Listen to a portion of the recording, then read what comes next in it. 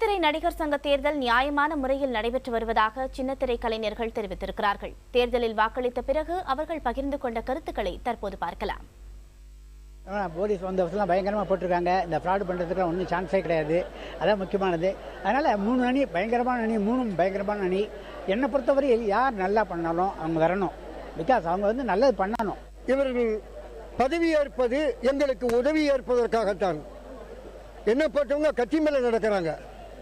ஏன்னா கட்சி மேலே நடந்தால் தான் எங்களுக்காக அவங்க புத்தியோடு நடக்க முடியும். அதாவது எங்களுடைய கலைஞர்களுக்கு இருக்கிற ஒரு கஷ்ட நஷ்டங்கள்லாம் புரிஞ்சு அதுக்கு ஏற்ற மாதிரி நம்ம எல்லாரும் என்ன ஹெல்ப் பண்ண முடியுமோ அதை பண்ணணுன்றதுக்கோசம் தான் அந்த புதிய அலைகள் இதில் நிற்கிறேன். கண்டிப்பாக புதிய அலைகள் இந்த குரூப் வெற்றி பெறும். ஒரு வருடத்திற்குள் சொந்த பில்டிங், வாழ்வாதாரம், நிலை எல்லாமே இனிமே எங்க கிட்ட காசு இல்லை, பணம் இல்லை, எங்களுக்கு வாய்ப்பு இல்லை, இந்த மாதிரி இந்த ஒரு வார்த்தையை சொல்லாத அளவுக்கு இந்த அணி செய்யும். இந்த மாதிரி ஒரு கமிட்டி இருக்கு, அட்மினிஸ்ட்ரேஷன் இருக்குன்னு யாருக்குமே தெரியல. அதனால நாங்க கண்டிப்பா மாற்றத்தையும் முன்னேற்றத்தையும் நாங்க விரும்புறோம்.